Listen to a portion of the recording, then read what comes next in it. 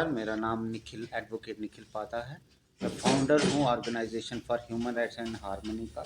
ये 2019 में हमने मानव अधिकारों के ऊपर एक संगठन बनाया था, जिसमें हम करप्शन के खिलाफ आवाज़ उठाते हैं, और भी जो तमाम मुद्दे रहते हैं उसके खिलाफ आवाज़ उठाते हैं, जो पब्लिक डोमेन में होते हैं, जो पब्लिक के अंगेस्ट होते हैं, जो समाज के अंगेस्ट होते हैं। आज हमारी टीम हमारे साथ बैठी है।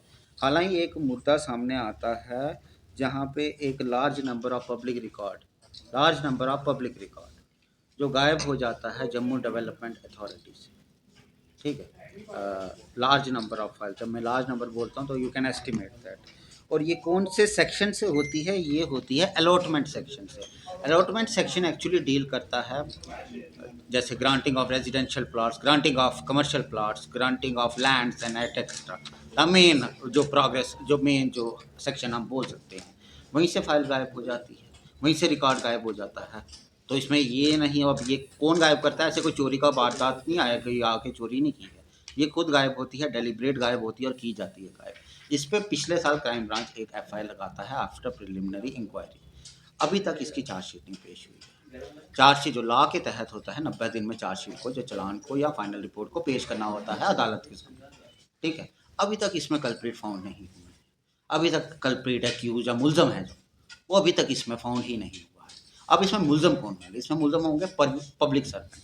तो अगर अभी तक कोई पब्लिक सर्वेंट इसमें फाउंड ही नहीं हुआ है गिल्टी, तो ये किसने किया?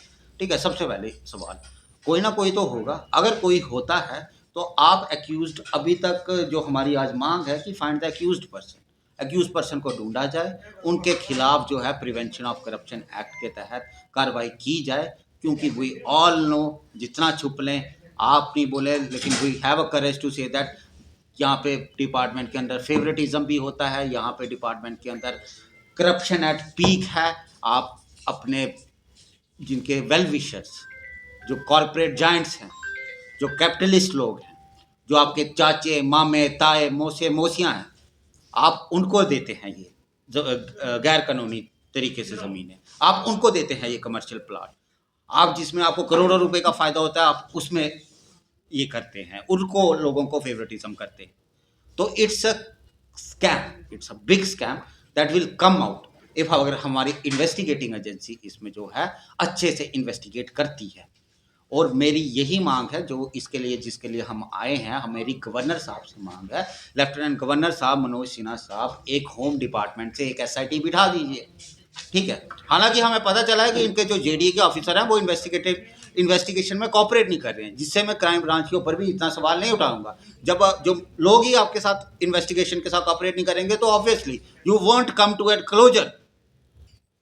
ठीक है, तो they can give an excuse, but आपके साथ जब कोई इन्वेस्टिगेशन में कॉपरेट नहीं करता है, he also become an accuse as per the criminal law. तो आप उस पर क्यों नहीं कार्रवाई कर रहे? तो अगर ये फेलियर है इन्वेस्टिगेशन का, then shift this investigation to another, form a SIT और फॉर्म अ जुडिशियल कमेटी। आप किसी रिटायर्ड जज के तहत ये कमेटी बिठा दीजिए। और दूसरी जो हमारी मांग है, ये कमेटी बिठाई और इसकी एक सीमा रखी। ठीक है, ऑलरेडी 1 साल बीत गया, अब 2-3 महीने में हमें ही पता होता है इन्वेस्टिगेशन में कितना टाइम लगता है, किस किस को बचा रहे होते हैं। तो आप अपनी रेपुटेशन बचाने के लिए जो जो इसमें सामने आए हैं, जो जो आपको पता है, you have to take this name out. You are bound, क्योंकि आपके ऊपर पब्लिक है, आपके ऊपर हम लोग नहीं, आपके ऊपर पब्लिक है। आप कितना इसको डिले कर देंगे? सेकेंड थिंग इज, जो भी अगर मिसिंग रिकॉर्ड है, ये जल्द से जल्द जितना भी मिसिंग रिकॉर्ड है, ये सब आप ऑनलाइन पब्लिक डोमेन में चलाइए। ये आपका रिकॉर्ड नहीं है, ये मेरा रिकॉर्ड नहीं है, ये पब्लिक का रिकॉर्ड है।